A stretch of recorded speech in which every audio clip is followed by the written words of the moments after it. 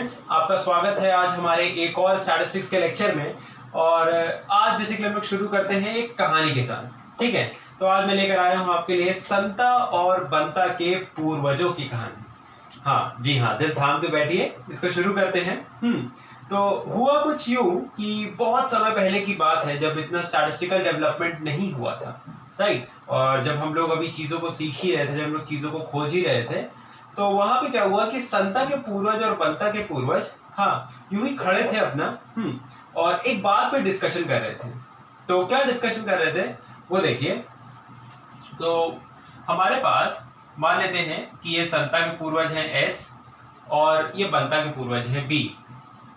अच्छा, संता के पूर्वज को उन्हीं दिनों नया नया पता चला था एवरेज के बारे में।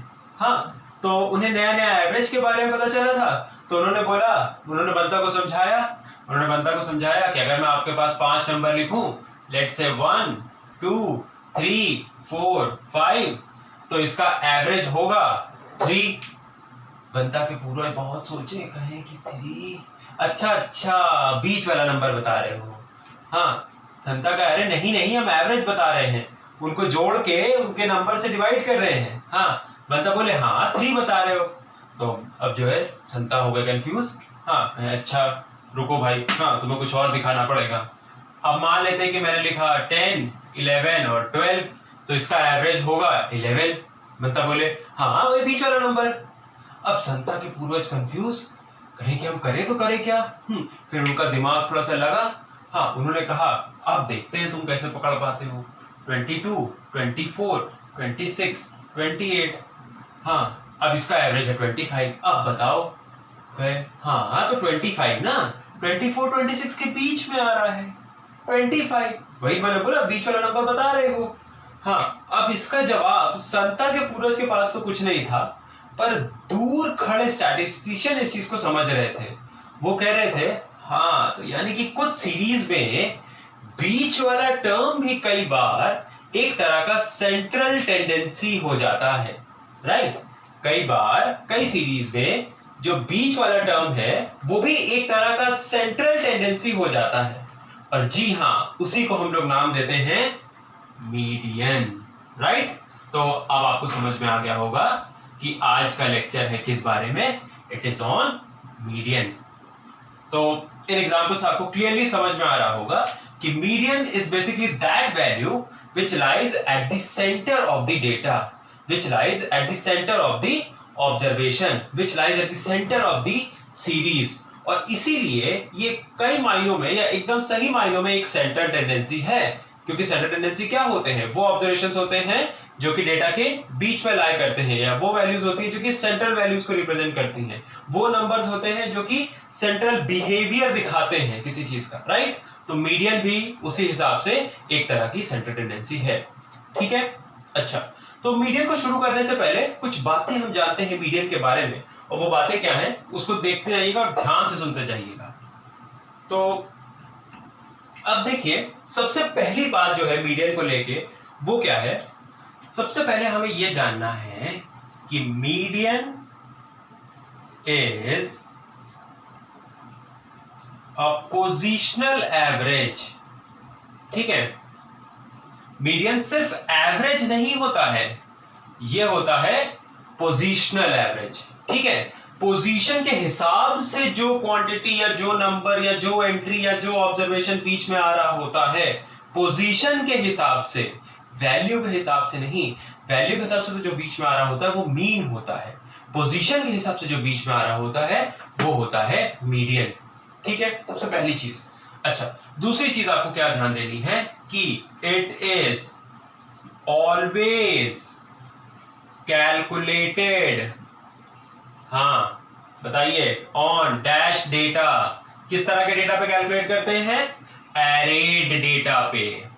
अच्छा, अब एरेड से थोड़ा सा कंफ्यूजन हो गया होगा, तो मैं क्या करता हूं, इसकी मीनिंग आपको क्लियर करा देता हूं। एरेड मतलब अरेंज्ड। अच्छा, अरेंज का मतलब अरेंज कैसे? या तो असेंडिंग या तो डिसेंडिंग। समझ में आई बात?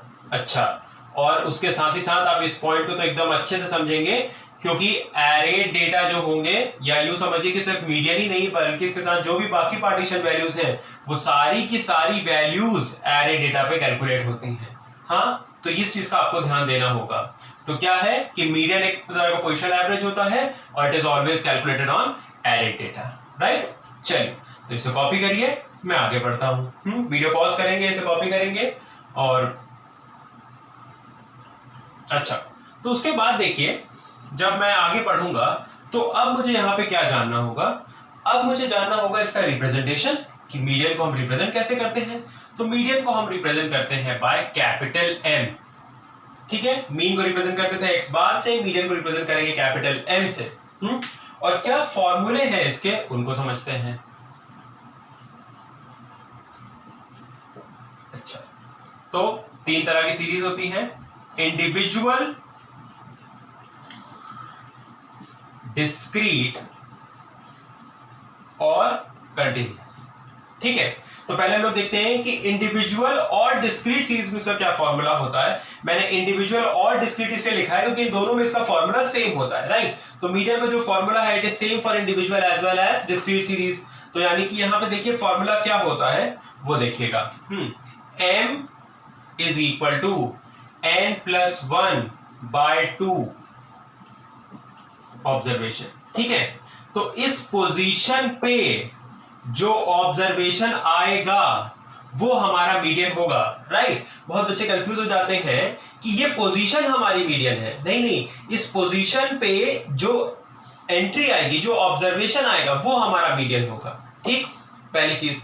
अच्छा, दूसरी चीज देखिए, कुछ लोग या कुछ बुक्स या आप यूं समझिए कि कई जगह आपको ये पढ़ने को मिला होगा कि अगर ऐसा डेटा है तो फिर ये फॉर्मूला, या अगर वैसा डेटा है तो वो फॉर्मूला।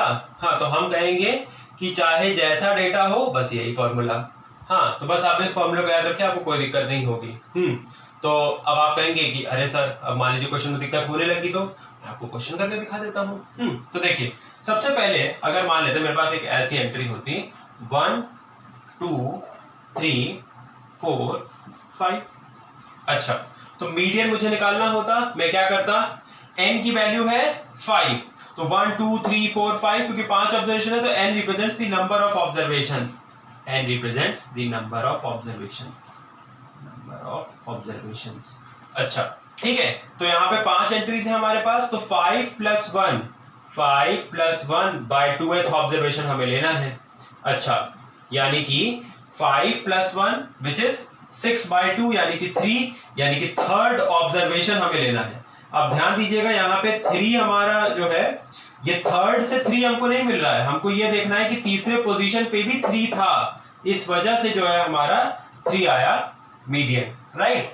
अच्छा, हमारे जो एंट्री थी ये, इसका जो सॉल्यूशन है वो 3 आया, इसलिए हमने 3 नहीं लिखा है, हमने लिखा है फर्स्ट सेकंड थर्ड पोजीशन पे 3 आया इसलिए 3 लिखा है, ठीक है। ये बात समझ रहे हैं, मुझे उम्मीद है आपको क्लियर हो रहा होगा। अच्छा, मैं अब आपको एक और केस इसमें दिखाता हूं।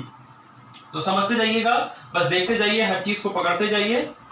अच्छा, उसके बाद देखिए यहाँ पे आपको क्या जानना है। लेट्स से कि एक हमारे पास ऐसा ऑब्जर्वेशन होता जो कि है 10 11 12 13 14 15 1 2 3 4 5 6।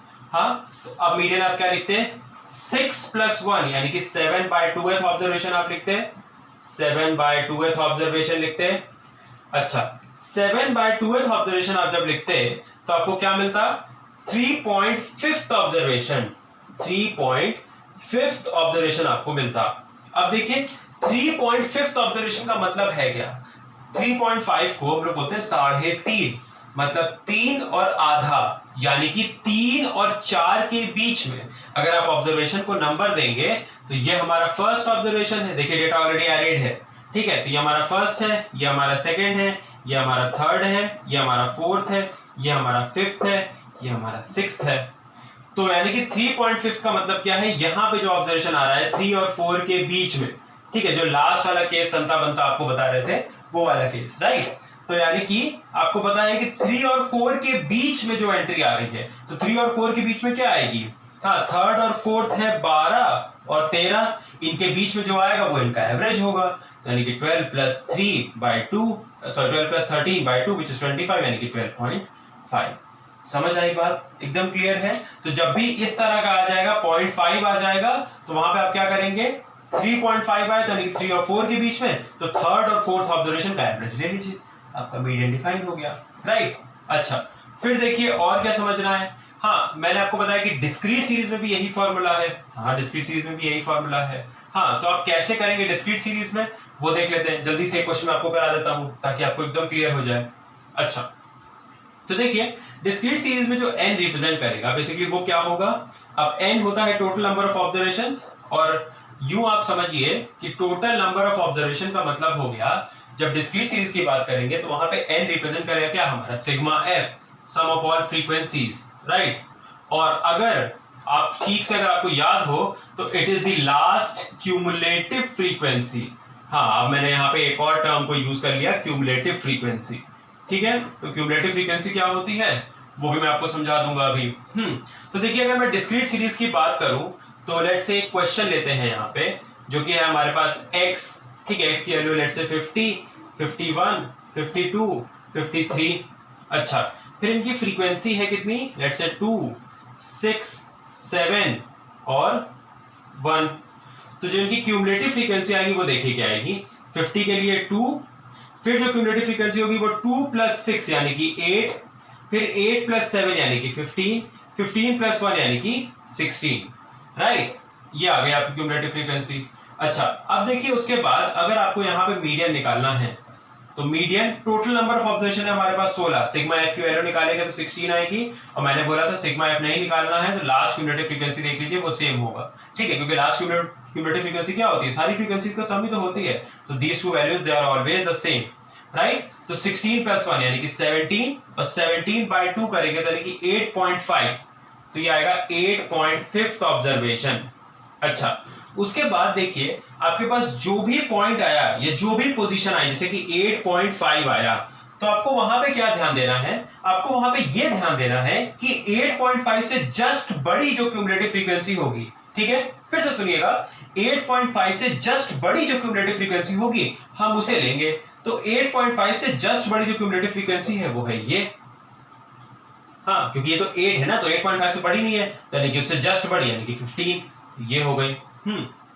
अब जब हम इस पे आ गए तो क्या करेंगे, ये हमारा रैंक डिनोट कर रहा है फ्रीक्वेंसी, और ये है हमारा ऑब्जर्वेशन। आप ध्यान देंगे कि उस फ्रीक्वेंसी पे जो ऑब्जर्वेशन आ रहा होगा वो लेंगे, तो x के कॉलम के एंट्री को देखेंगे, तो यानी कि ये हमारा मीडियन होगा, राइट। तो मीडियन हो जाएगा क्या, मीडियन हो जाएगा 52। क्लियर है ये बात? अच्छा, क्यूमुलेटिव फ्रीक्वेंसी एकदम अच्छे से समझ गए होंगे, मुझे उम्मीद है आपको समझ में आ गया होगा। अच्छा, उसके बाद मैं आगे बढ़ता हूं। मैंने इंडिविजुअल डिस्क्रीट के लिए बताया, अब मैं बताता हूं आपको कंटीन्यूअस के लिए, ठीक है। तो आप कॉपी करेंगे। अच्छा, जब हम कंटीन्यूअस सीरीज के लिए आते हैं तो वहां पे जो फॉर्मूला होता है that formula is an estimated value, right. वहां पे जो फॉर्मूला होता है वो एस्टिमेटेड वैल्यू होता है। हम मीडियन क्लास तो बता सकते हैं कि मीडियन बेसिकली किस क्लास में लाई कर रहा है, लेकिन हम एक्चुअल वैल्यू को निकालने के लिए हमें थोड़ा सा एस्टिमेशन करना पड़ता है। तो जो फॉर्मूला वहां पे यूज करते हैं वो हमारा इंटरपोलेशन से आता है वो फॉर्मूला।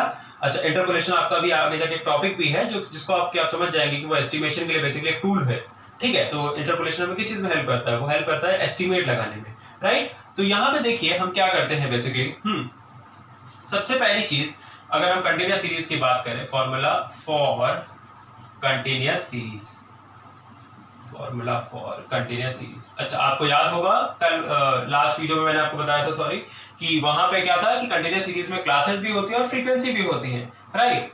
तो अब देखिए क्या चीज को हमें ध्यान देना है, मीडियन का जो फॉर्मूला होता है वो होता है L plus n/2 minus C whole into h/f, n/2 minus C whole into h/f। अच्छा, अलग अलग बुक्स में आपको अलग अलग सिंबल्स मिलेंगे, तो हो सकता है कहीं कैपिटल L यूज किया हो, यहाँ पे कुछ बुक्स में M यूज करते हैं, हाँ H की जगह कुछ बुक्स में I यूज करते हैं, तो अलग अलग सिंबल्स हैं। सिंबल का बस मतलब समझिए और कोई दिक्कत नहीं है, हाँ फिर बाकी आप सिंबल कुछ भी यूज करिए। अच्छा, तो देखिए M क्या है, M है हमारा एज यूजुअल मीडियन, कोई दिक्कत नहीं है। अब L क्या है, L है lower limit of median class, lower limit of median class. अभी मैं आपको समझाऊंगा कि मीडियन क्लास क्या होती है। हाँ, एन क्या है? एन है total number of observations, total number of observations. ठीक है, कि कितने ऑब्जर्वेशंस हैं हमारे पास। अच्छा, सी क्या है? सी है हमारा, इस पे ध्यान दीजिएगा, it is the cumulative frequency of class preceding, actually एक ही होता है, प्रीसीडिंग द मीडियन क्लास। अच्छा, उसके बाद H represents the class height, H is the class height, मतलब क्लास की विड्थ क्या है, और F represents the frequency of median class. ठीक है, it is the frequency of median class. आप खूब अच्छे से इसको कॉपी डाउन और नोट डाउन करेंगे। अच्छा, मैं एक बार फिर से सारे सिंबल्स को रीड कर दूं इन केस अगर आपको मेरी हैंडराइटिंग नहीं समझ में आ रही हो तो M stands for median, L lower limit of median class. ठीक है, मीडियन क्लास क्या होती है वो अभी मैं आपको समझाऊंगा। तो L represents lower limit of median class, N is the total number of observations, C is the cumulative frequency of the class preceding the median class, median class से just पहले जो क्लास है उसकी cumulative frequency, H is the class height, F is the frequency of median class। अच्छा, median class बता दूं आपको क्या होता है। तो median class होती है, median class, ठीक है, हर चीज का नोट बना रहे होंगे आप, मैंने आपको समझाया था कि लिख लिख के प्रैक्टिस करनी है। median class is the class containing n by 2th observation, जिसमें n by 2th ऑब्जर्वेशन लाए कर रहा हो, तो वही हमारी मीडियन क्लास होती है। राइट, तो median class is the class containing n by 2th observation. अच्छा, अब आप लोग यहाँ पे ये सोच रहे होंगे कि सर बहुत बड़ा हो गया सर, इसका तो क्वेश्चन बनता है sir, we deserve this, we deserve this.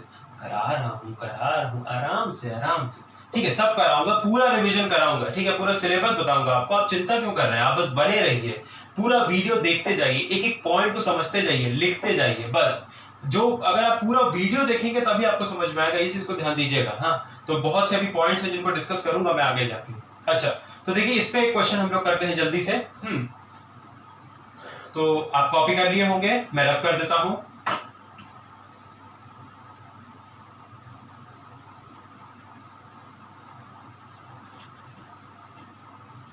तो जब हम बात करें कंटिन्यूअस सीरीज की, तो देखिए कंटिन्यूअस सीरीज में क्या हमें लेना है।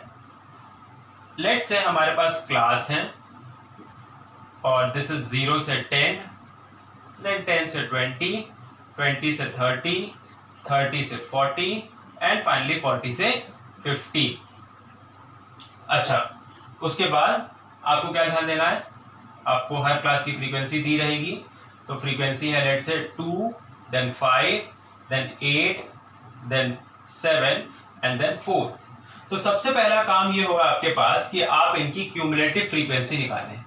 ठीक है, तो क्यूमुलेटिव फ्रीक्वेंसी हम लोग निकालते हैं, it is 5 and 2, 5 2 then 2 plus 5 7, 7 plus 8 15, 15 plus 7 22। अच्छा, मैं इसको 4 ना करके मैं इसको 3 कर देता हूँ ताकि मेरे पास 25 आ जाए।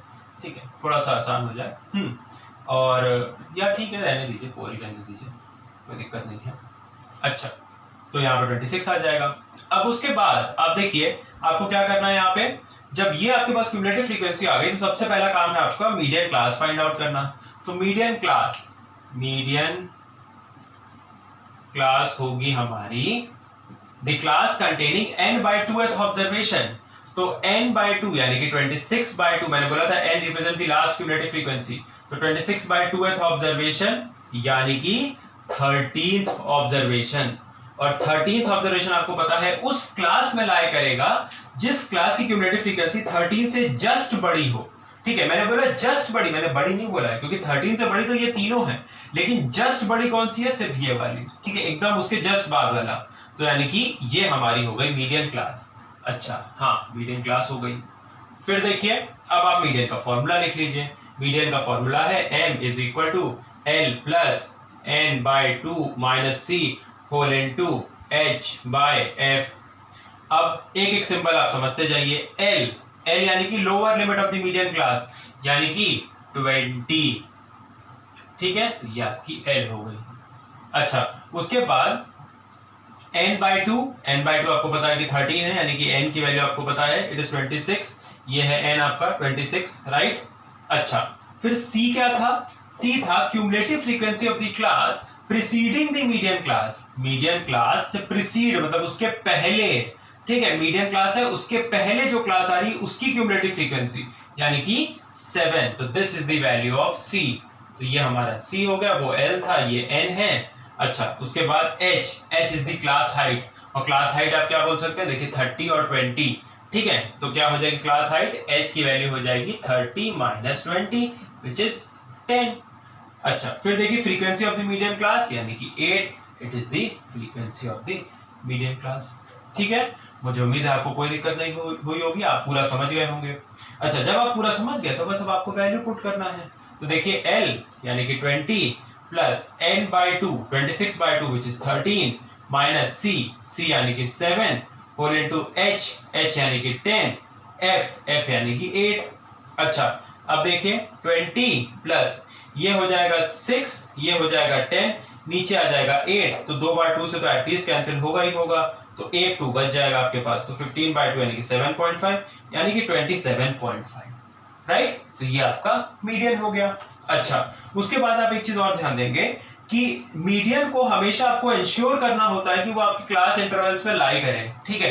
देखिए ये जो फॉर्मूला आ रहा है, जो मैंने फॉर्मूला पीछे बताया था आपको, पूरा ये वाला, ये फॉर्मूला क्या था, ये फॉर्मूला इंटरपोलेशन से आता है, and interpolation is just an estimation, right. तो अगर ये फॉर्मूला हमारा एक्सीड कर जाएगा, वैसे तो आपको जितने क्वेश्चंस आएंगे उसमें कहीं भी ऐसा आपको केस नहीं मिलेगा कि एक्सीड कर रहा है उससे, लेकिन अगर उससे एक्सीड कर रहा है तो मतलब कि वो वैल्यू हमारी सही नहीं है, ठीक है। तो इस चीज को आपको ध्यान देना होगा कि ये वैल्यू आपकी एक्सीड नहीं करनी चाहिए, ठीक है, क्योंकि क्लास क्या थी, अब क्लास मीडियन क्लास क्या है 20-30, जिसका मतलब क्या है कि मीडियन हमारा 20 से 30 के बीच में है, मीडियन हमारा 20 से 30 के बीच में, और वैल्यू 30 से ऊपर आ जाएगी तो कैसे चलेगा काम, या 20 से नीचे आ जाएगी तो कैसे चलेगा काम, राइट। तो वो एक एस्टिमेशन है, तो इसीलिए जो आप उस पर जो है ध्यान देंगे। वैसे आपको जो भी क्वेश्चन आएंगे उसमें आंसर आपका well within the class lie कर रहा होगा, जैसे हमारा इस केस में लाई कर रहा है, एक बार चेक करने में क्या ही जा रहा है, ठीक है। तो मुझे उम्मीद है आपको ये क्वेश्चन एकदम अच्छे से समझ में आया होगा। और इसी के साथ मैं आगे चलता हूँ। अच्छा, तो खूब अच्छे से ध्यान दीजिएगा, इसको फिर वापस पीछे जाके देखिएगा एक बार और, ताकि आपको समझ में आए मैं सिंबल्स को कैसे एक्सट्रैक्ट कर रहा हूँ, कौन सी वैल्यू कहां से मुझे मिल रही है। हाँ, अच्छा, बच्चे बहुत गड़बड़ी कर देते हैं, ठीक है, वो C की जगह cumulative frequency of the class preceding the class ना लेके वो सीधे ये वाली वैल्यू ले लेते हैं, ठीक है। तो ये सारी गलतियां आप बिल्कुल नहीं करेंगे। ऑलराइट, तो आगे बढ़ते हैं। अच्छा, तो जब ये हो गया तो उसके बाद मैं कुछ मैथमेटिकल प्रॉपर्टीज आपको बताता हूँ इसकी। और जो मैथमेटिकल प्रॉपर्टीज होंगी वो देखिए क्या क्या होंगी, और इनको एक्चुअली आप सिर्फ प्रॉपर्टीज ही ना बोल के आप इनको फीचर्स भी बोल सकते हैं। अच्छा, उसके पहले प्रॉपर्टीज से पहले हाँ, दो और इंपॉर्टेंट बात बता दूं, चूंकि आप कंटिन्यूस सीरीज डिस्कस कर रहे हैं तो फिर इसकी सारी बात को खत्म कर लें, फिर ही आगे बढ़ते हैं। देखिए क्या है, हमेशा इन केस ऑफ नॉन ओवरलैपिंग, ठीक है, ये मैं आपको कल बताया था, लास्ट वीडियो में बताया था, in case of non overlapping class intervals, ठीक है, in case of non overlapping class intervals आपको उस पर क्या ध्यान देना होगा, कन्वर्ट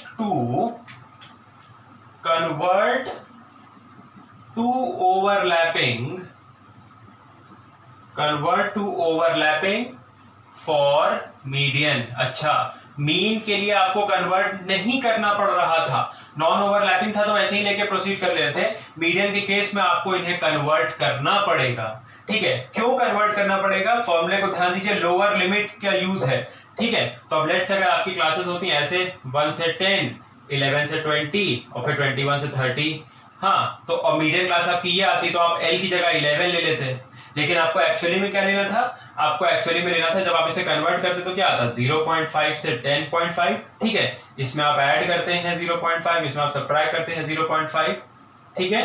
तो इधर आप हाफ सब्ट्रैक्ट करेंगे, इधर हाफ ऐड करेंगे, तो फिर इधर आपके पास आया 10.5, और फिर ये आ गया 20.5, और फिर ये आएगा 20.5, और ये आएगा 30.5। तो आपको L की जगह लेना क्या था, 10.5, आपने ले क्या लिया, 11, इस वजह से जो है दिक्कत आ गई। तो हमेशा ध्यान देंगे कि ओवरलैपिंग में कन्वर्ट करेंगे। अच्छा फिर देखिए, मैंने बोला 0.5 ऐड करेंगे, 0.5 सब्ट्रैक्ट करेंगे, वो मैंने जनरल केस बताया जब 1 का डिफरेंस होता है दोनों के बीच में, वरना जितना डिफरेंस होता है उसका आधा ऐड या सब्ट्रैक्ट करते हैं। लेट्स से कि अगर ये हमारे पास 10 ना होके ये 12 होता तो डिफरेंस आया 2 का, तो 2 का आधा हो गया कितना, 2 का आधा हो गया 1, तो 1 ऐड करते हो 1 सब्ट्रैक्ट करते हैं। हमेशा गैप का आधा ऐड सब्ट्रैक्ट किया जाता है। जनरली आपको 1 का ही गैप दिया रहता है, तो जब आपको 1 का गैप दिया रहता है तो फिर उसमें आपको क्या समझना है, उसमें आपको ये समझना है कि आपको बस 1 ऐड सब्ट्रैक्ट करना है, राइट। अच्छा बहुत बढ़िया, तो ये एक केस आपको समझ में आया। दूसरी चीज समझिए, फिर equalising the class width, equalising the class width is not important, या एक्चुअली is not important क्या, इसको करते नहीं है। हाँ, तो never equalize the class intervals, ये ज्यादा बेटर स्टेटमेंट है, ठीक है। never equalize the class width, class width को आप इक्वलाइज मत करिए, ठीक है। तो अगर लेट्स से इसका भी एग्जांपल दे दूं। अच्छा पहले आप मुझे ये बताइए कि क्या मीन के केस में हम लोग इक्वलाइज करते थे या नहीं करते थे, ध्यान दीजिए, उसमें कन्वर्ट करते थे, नहीं करते थे, इक्वलाइज करते थे, नहीं करते थे। तो यहां भी इक्वलाइज हम नहीं करेंगे। इक्वलाइज नहीं करेंगे मतलब क्या है, लेट्स से एक क्लास है 0 से 5, एक है फिर 5 से 15, एक है फिर 15 से 23, फिर एक है 23 से 30, सारी क्लास अलग अलग है, अलग अलग विड्थ की है क्लास, इनको इक्वलाइज करने की कोई जरूरत नहीं है। हाँ, अगर इक्वलाइज करना होता तो कैसे करते, जब हमें जरूरत पड़ेगी तो हम आपको समझाएंगे, ठीक है, बहुत बढ़िया।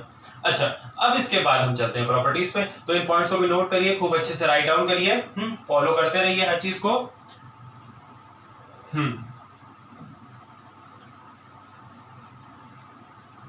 अब इसके बाद हमें क्या जानना जरूरी है, अब बहुत इंपॉर्टेंट बात पे आ जाते हैं, जो कि है हमारी मैथमेटिकल प्रॉपर्टीज, राइट। तो देखिए क्या प्रॉपर्टीज हैं इनकी और उन्हें हम कैसे कर सकते हैं वो समझिएगा। तो जो प्रॉपर्टीज की अगर मैं आपसे बात करूं तो वो क्या है, सबसे पहले जो सबसे पहली प्रॉपर्टी है वो है sum of absolute deviations, sum of absolute deviations.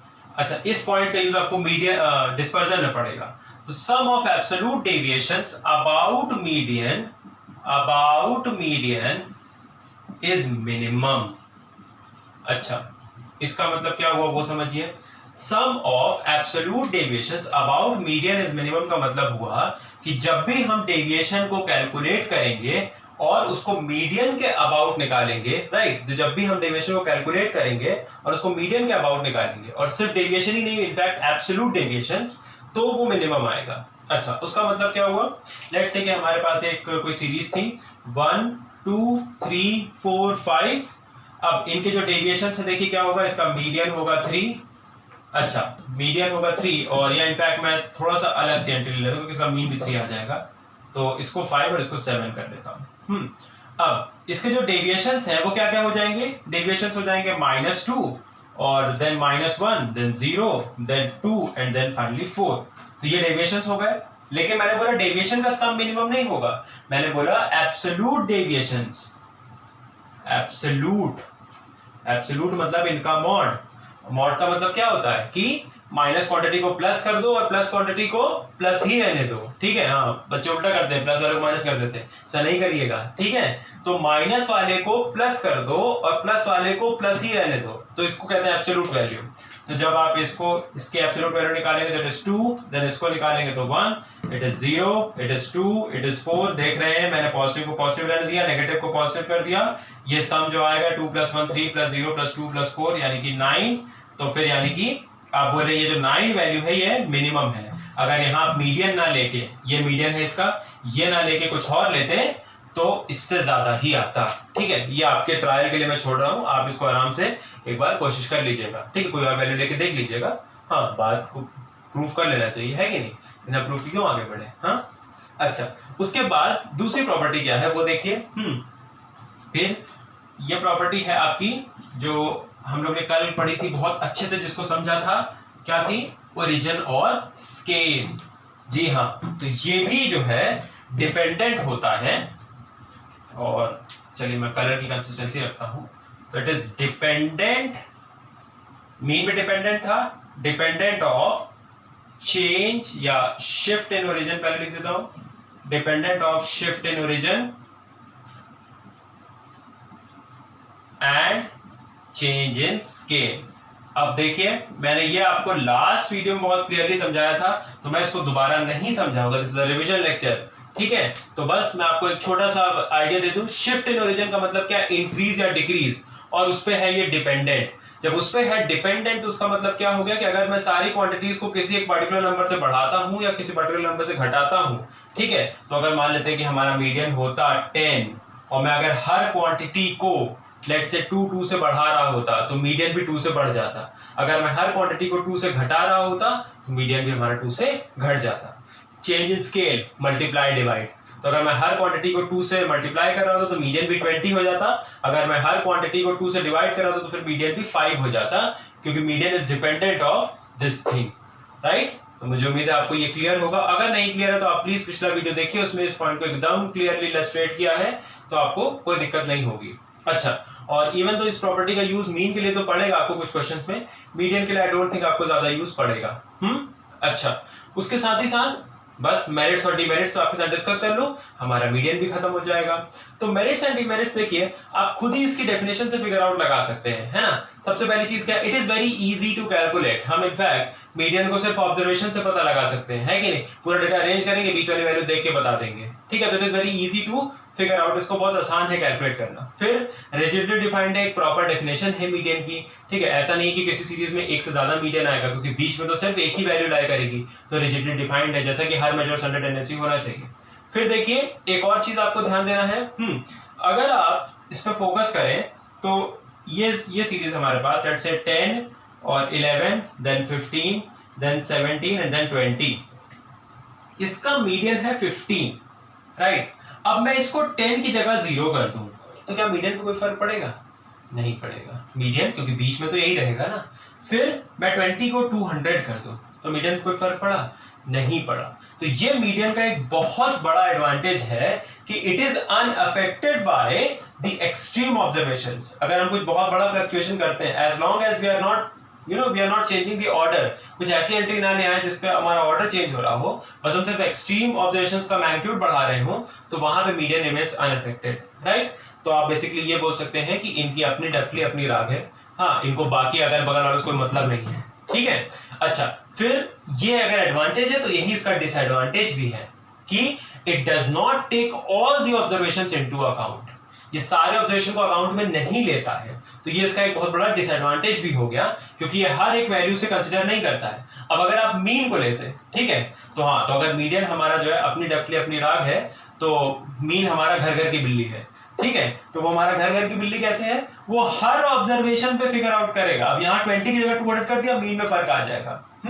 तो मीन क्या करता है, मीन सब पे डिपेंडेंट होता है और बहुत ज्यादा हद तक होता है, मीडियन किसी पे डिपेंडेंट नहीं होता है। तो इसीलिए ये दोनों के अपने अपने शॉर्टकमिंग्स है, ठीक है। एक छोटा सा फ्लक्चुएशन होता है, मीन में बहुत फर्क आ जाता है, बड़े से बड़ा फ्लक्चुएशन मीडियन को बिल्कुल भी डिफ्लेक्ट नहीं करता, तो हमारा एनालिसिस कंप्लीट नहीं हो पाता। तो ये दोनों के ही डीमेरिट्स हैं, राइट। अच्छा, मेरिट में और आप ध्यान रख सकते हैं क्या कि ये बेसिकली इसको ग्राफ कर सकते हैं, मीडियन को ग्राफ से फिगर आउट किया जा सकता है। मीन का कोई ग्राफिकल वो नहीं था, तो ये सब उसके एडवांटेजेस हैं। और डिसएडवांटेजेस में बेसिकली आप यूं समझिए कि सबसे बड़ा तो इसका डिसएडवांटेज ये है कि आपको डेटा को एरे करना पड़ेगा, सबसे इंपॉर्टेंट चीज है। अब बड़ा डेटा है, 100 एंट्री का एरे करने में ही पूरा टाइम चला जाएगा, तो वो थोड़ा सा प्रोसेस को लेंथी बना देता है, राइट। तो ये एक बहुत बड़ा डिसएडवांटेज है। तो मेरे ख्याल से मेरिट्स और डिमेरिट्स में तो आपका बहुत अच्छा कमांड रहता है, आप अपने आप, अगर आपको डेफिनेशन पता है तो आप मेरिट्स एंड डिमेरिट्स में कभी फंसेंगे नहीं।